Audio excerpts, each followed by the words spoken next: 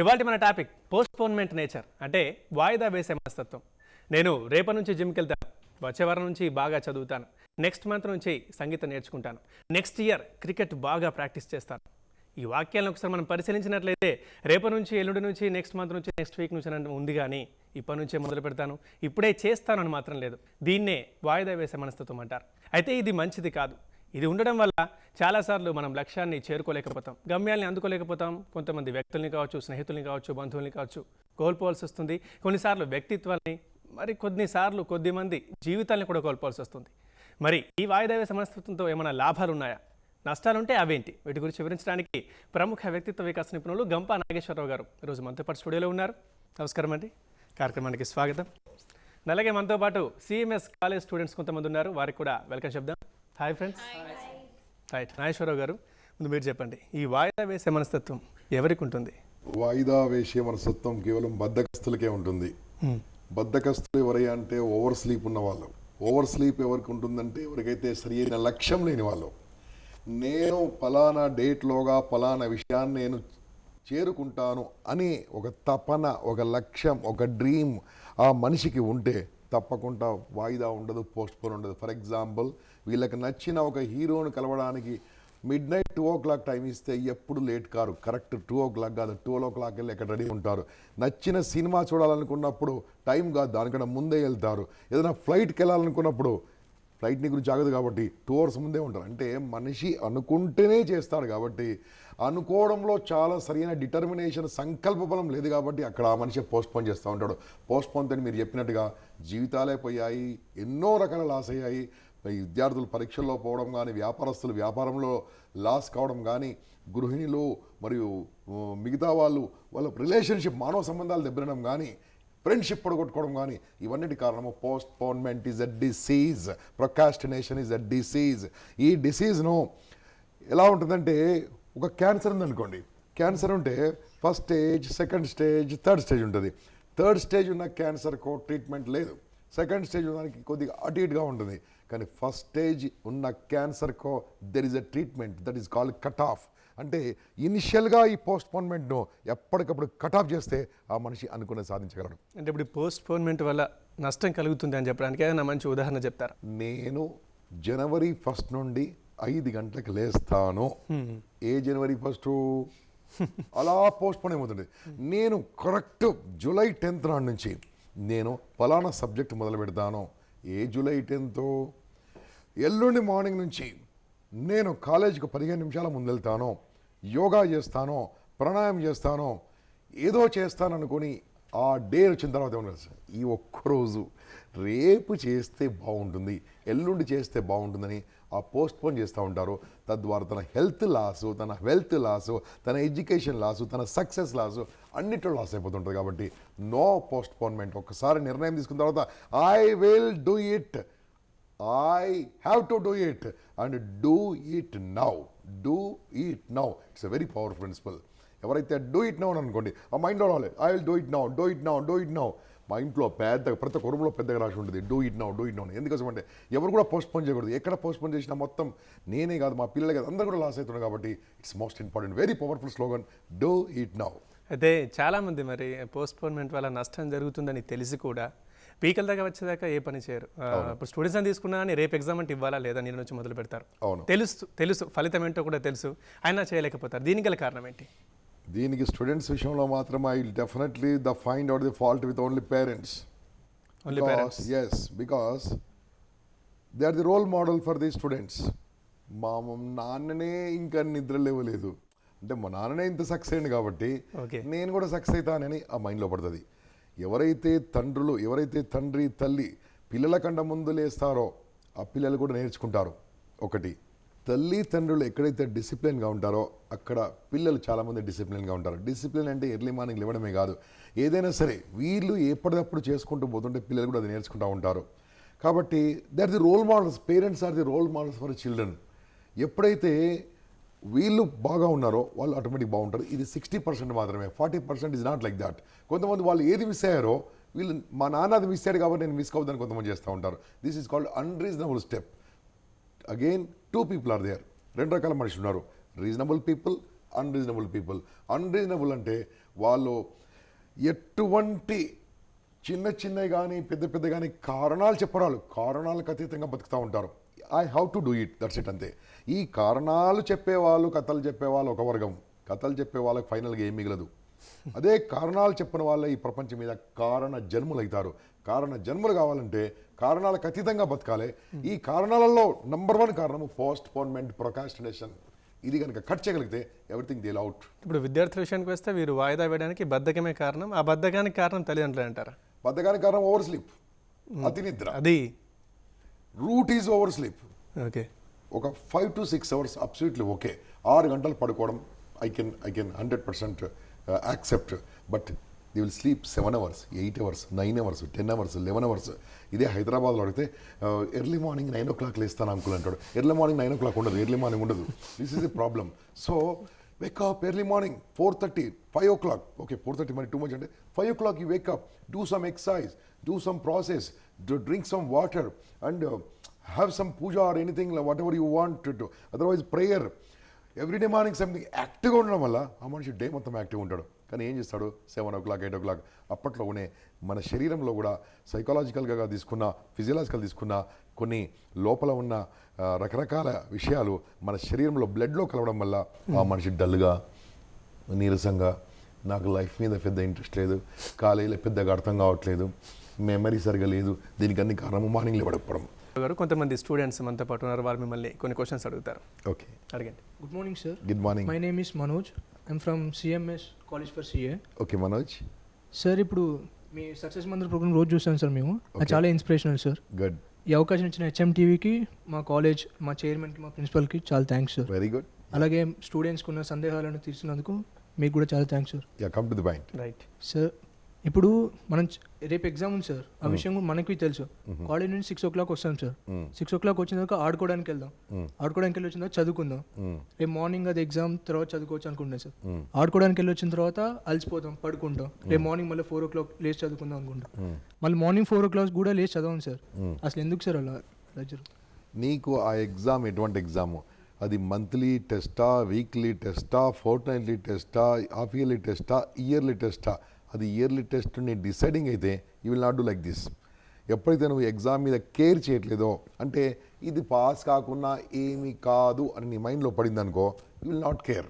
But ఇలాంటి విద్యార్థులు చాలామంది ఫైనల్లో they will not be successful. ఏ ఎగ్జామ్ అయినా అన్రీజనబుల్గా, ఇంతకుముందు చెప్పాను చూడు, yes I have to step by step I have to grow. ఏ ఎగ్జామ్ కూడా వదిలిపెట్టడానికి లేదు. ఇవ్వండి, ఆడుకోవద్దని నేను చెప్పట్లేదండి, ఆడుకోండి, ఎంజాయ్ చేయండి, అప్పుడప్పుడు సినిమాలు చూడండి, అన్నీ చేయండి, చదువుకోండి. ఎందుకోసం అంటే ఈ చదువుకోవడం అనేది టెంపరీ పెయిన్. ఈ 4 ఏళ్ళు 5 ఏళ్ళు మీరు కష్టపడి, ఇప్పుడు CA చదువుకుంటున్నారు మీరు ఎగ్జాంపుల్, ఈ 4-5 ఏళ్ళు కష్టపడితే, ఈ 5 ఏళ్ళు కష్టపడితే 50 ఏళ్ళు ఆనందంగా ఉండొచ్చు. ఈ 5 ఏళ్ళు ఆనందంగా ఉంటే 50 ఏళ్ళు కష్టపడొచ్చు. ఏదో ఒకటి చూస్ చేసుకోండి. రైట్, నాగేశ్వర గారు ఇంకో స్టూడెంట్ మిమ్మల్ని క్వశ్చన్ అడుగుతారు. హ్యాపీ మార్నింగ్ సార్, నా పేరు సాయి సుష్మిత. నేను CMS కాలేజ్ ఫర్ CAలో చదువుతున్నాను. ఓకే అమ్మా. నేను అడిగే డౌట్ ఏంటంటే సార్, మన అందరికీ స్టూడెంట్స్ అనే కాదు, ఎవరికన్నా మన లైఫ్లో మన గోల్ మనకు ఉంటుంది, మనం ఏం చేయాలో మనకు తెలుసు, మన ప్రాబ్లమ్స్, మన నెగిటివిటీస్ కూడా మనకు తెలుసు. కానీ దాన్ని ఎందుకు ఓవర్కమ్ చేయలేము? ఓవర్కమ్ చేసే దారిలో ఎన్నో అబ్స్టకల్స్ ఉంటాయి. అవి అన్ని దాటి ఎలా బయటకు వచ్చి సక్సెస్ఫుల్ పర్సన్గా లైఫ్లో ఎలా మనం ఎదగగలం సార్? నీవు చెయ్యాలనుకున్నప్పుడు నిన్ను ఎవరు ఆపలేరు. ఫర్ ఎగ్జాంపుల్, నిన్ను వాటర్లో గట్టిగా కిందికి వాటర్లో తీసుకెళ్ళి నీ తలపైన చేపెట్టి గట్టిగా వాటర్లో నేను కిందికి తోసేస్తుంటాను. ఏం చేస్తావు? నా లైఫ్ ఇంతే అనుకుంటావా? నీ శక్తి మొత్తం ప్రయోగిస్తావా? శక్తి మొత్తం యూజ్ చేసి పైకి రావడానికి ట్రై చేస్తాం. Same thing use in your life. మీరేం చేస్తారు తెలుసా? కొద్దిగానే నీళ్ళే హాఫ్ ఇయర్లీ ఎగ్జామ్స్ కదా, సరే ప్రీ ఫైనల్ చూసుకుందాంలే, దాన్ని చూసుకుందాంలే. No, every day is very important. Every day is most important. ఆ గోల్ స్ట్రాంగ్గా ఉన్నప్పుడు, ఆ డ్రీమ్ స్ట్రాంగ్గా ఉన్నప్పుడు, ఆ డిజైర్ స్ట్రాంగ్గా ఉన్నప్పుడు ఈ చిన్న విషయాలు మీకు అడ్డం రావమ్మా. ఓవర్కమ్. Okay, right. అంటే మీరు అన్నారు నీళ్ళలో మునుగుతూ ఉంటే వస్తుందని, బట్ అది ఒక అనుభవం. ఎగ్జాక్ట్లీ బయటకు రావాలని మనకు అనిపిస్తుంటుంది. ఇప్పుడు ఇది మీరు దీనికి అన్వయించుకుంటే ఇది ఒక ఊహ, అంటే అట్లా అనుకుందాం, అలా చేద్దాం అనేది. అనుభవానికి ఊహ కొంత తేడా ఉంటుంది కదా. సో అలా మరి ఎలా మారాలి మనకు మనం? అది వీళ్ళకి సాధ్యమా? ముఖ్యంగా మనతో పాటు కూర్చున్న ఈ విద్యార్థులకి సాధ్యమా ఆ మెచ్యూరిటీ? 100% సాధ్యం. చూసుకోండి, ఎంత గొప్ప వాళ్ళని చూసుకోండి. ఇష్టమైన గొప్ప వాళ్ళ పేరు చెప్పండి, నలుగురు పేరు. వాళ్ళందరూ కూడా చాలా ఆర్డినరీ పొజిషన్స్ వచ్చినారు. ఓకే, ఆ ఆర్డర్ నుంచి ఎక్స్ట్రాడనరీ కావడానికి ఏంటంటే they have something different from others. ఆ అదర్స్ డిఫరెన్స్ ఏం తెలుసా, నేను ఇలా ఉండకూడదు, నేను ఎలాగైతే ఉన్న మా నాన్నగారు నాకేమి ఇచ్చారో ఇంపార్టెంట్ కాదు, నేను నా పిల్లలకు నా సమాజానికి ఏమైనా ఇంపార్టెంట్. అంత లోపల కసి వచ్చింది అనుకోండి, ఆ కసి ప్లస్ కృషి ఇవి రెండు యాడ్ చేయాలండి. కసి ప్లస్ కృషి, కసి ప్లస్ కృషి ఉంటే నాస్తి దుర్భిక్షం, అంటే ఏం కాదు, ఏదైనా సాధించవచ్చు. దానికోసం powerful determination, okay. Then everything will possible. నా పేరు వర్ణిత, నేను సిఎంఎస్ కాలేజ్ ఫర్ సిఏలో చదువుకుంటున్నాను. ఓకే అమ్మా. నా క్వశ్చన్ ఏంటంటే ఈ పోస్ట్పోన్మెంట్ అనే ప్రాబ్లమ్కి సొల్యూషన్ ఏంటి సార్? మీరు సిఏ పర్సూ చేస్తున్నారు కదా, సిఏ చేసినాక ఏం చేస్తారో తెలుసా మీరు? You audit others. Your life is to audit others. Audit banks, audit industries, audit personals, audit personal audits, అంటే వేరే వాళ్ళందరినీ ఆడిట్ చేయడానికి మీరు చేరుతున్నారు. ఇప్పుడు ఏం చేయండి, వేరే వాళ్ళని ఆడిట్ చేయండి, తర్వాత చేయండి, ఫస్ట్ నిన్ను ఆడిట్ చేసుకో. Yes sir. ఈ రోజు ఏం జరిగింది, ఫుల్ డే ఏం జరిగింది, ఈ రోజులో పర్పస్ఫుల్ టైం ఎంత స్పెండ్ చేశాను, వేస్ట్ ఎంత చేశాను, ఒక్క 21 days ఆడిట్ చేసుకోమ్మా. I can tell you your day will be changed, నీ time will be changed, your system will be changed, your habits will be changed. ప్రతిరోజు నైట్ పడుకునే ముందు డైరీ రాయండి. చాలామంది డైరీ రాగానే తీసుకుంటారు, దాన్ని జాగ్రత్త లోపు దాచిపెడతారు, నెక్స్ట్ డైరీ రాగానే నెక్స్ట్ డే తీసుకుంటారు. You write a diary or write and something. What happened? I woke up at 5 o'clock, what I did, then what I did. I met so many people, then what I did. తర్వాత ఏం జరిగింది, 21 days రాయండి.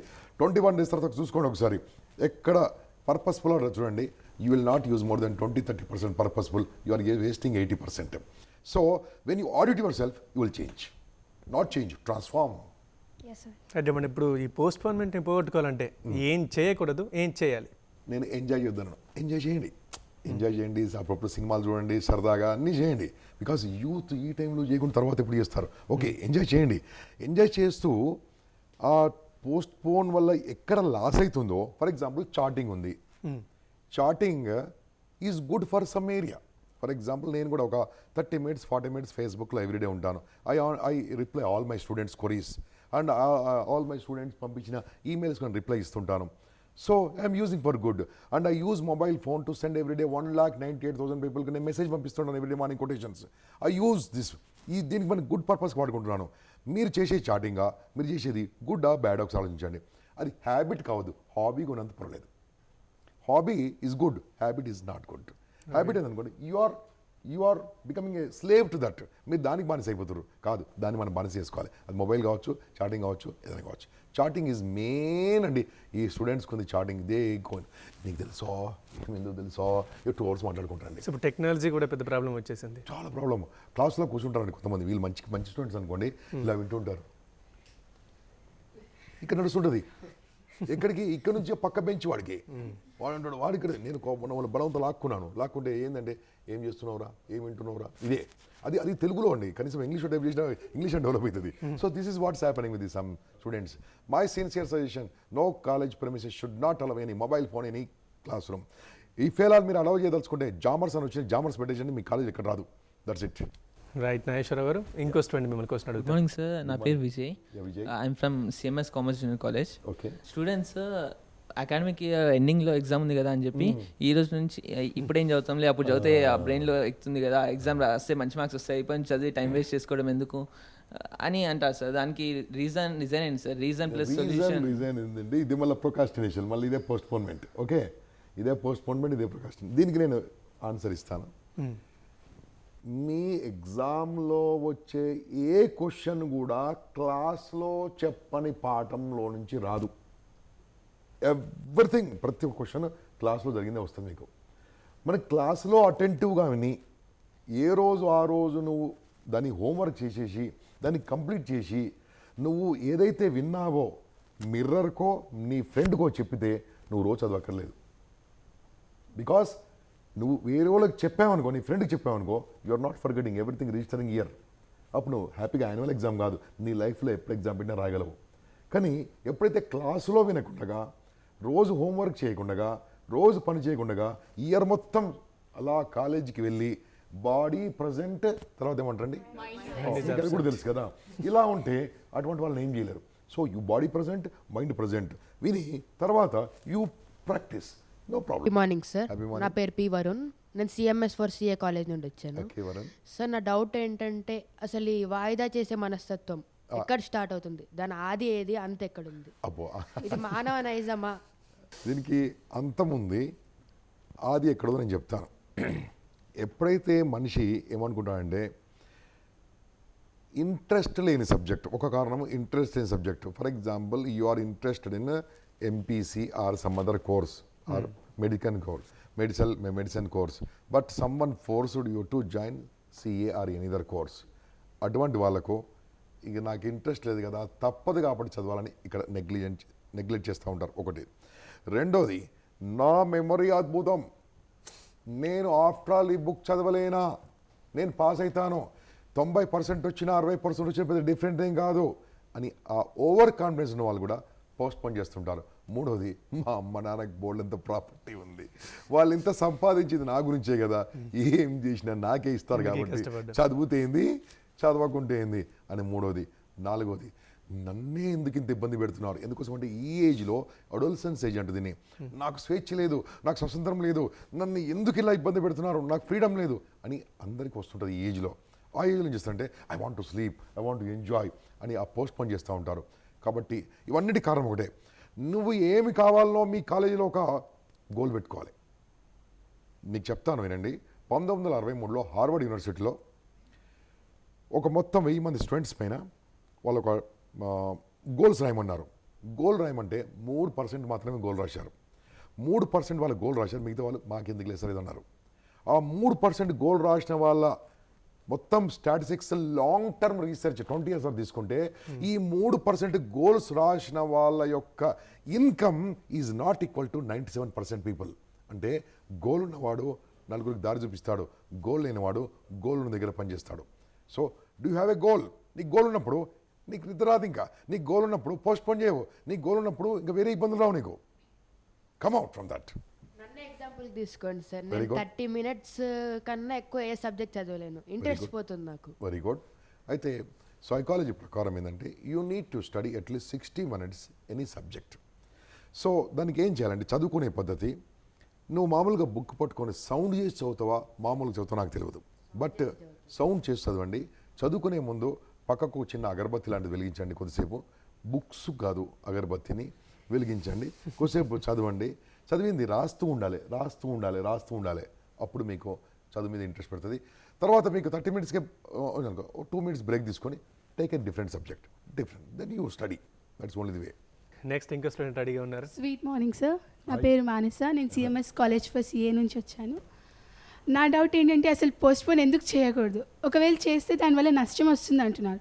ఆ నష్టం effect ఎంతకాలం ఉంటుంది, life long ఉండొచ్చా, లేకపోతే కొన్ని నెలలు ఉండొచ్చా, సంవత్సరాలు ఉండొచ్చా, ఎన్ని రోజులు ఉండొచ్చు? ఓకే, నువ్వు 2 questionలో ఒక క్వశ్చన్ అడిగావమ్మా.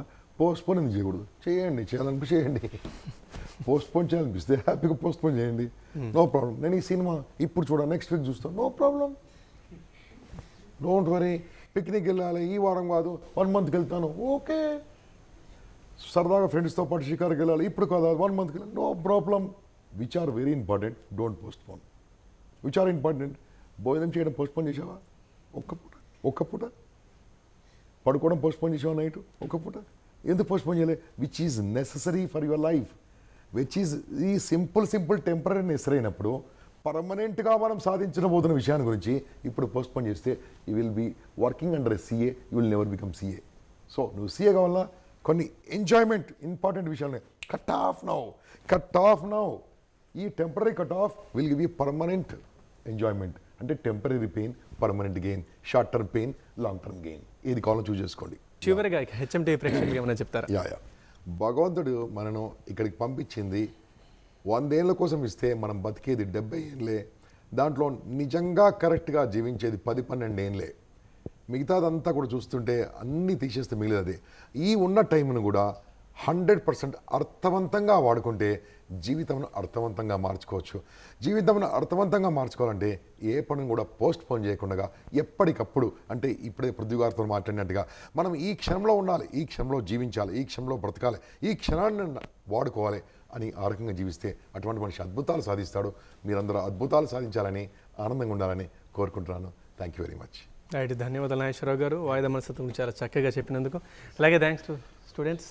ఫ్రెండ్స్, ఒక లక్ష్యాన్ని నిర్దేశించుకునేవారు ఈ వాయిదా మనస్తత్వం వారికి ఉండదు. లక్ష్యాన్ని నిర్దేశించుకోలేని వారే ఇట్లా వాయిదాలు వేస్తూ ఉంటారు, పోస్ట్పోన్మెంట్ చేస్తూ ఉంటారు, తద్వారా లక్ష్యాలని చేరుకోలేకపోతారు అంటున్నారు నాగేశ్వరరావు గారు. కాబట్టి మీరు ఆటలాడుకోండి, విశ్రాంతి తీసుకోండి, నిద్రపోండి, కాకపోతే నిర్ణీత సమయంలో మాత్రమే ఇలాంటివి చేయండి. ఎప్పుడైనా సరే ఎట్ ఎనీ టైం లక్ష్యాన్ని గుర్తుంచుకోండి అని అంటున్నారు గంప నాగేశ్వరరావు గారు. మరి నాగేశ్వర గారి సలహాలు సూచనలు పాటించిన తర్వాత, ఈ ఎపిసోడ్ అంతా చూసిన తర్వాత కూడా ఇక రేపటి నుంచి మొదలు పెడదాం అనుకోకుండా డూ ఇట్ నౌ. ఇది ఇవాల్టి కపిల్ జట్స్ జై హో సక్సెస్ మంత్రం.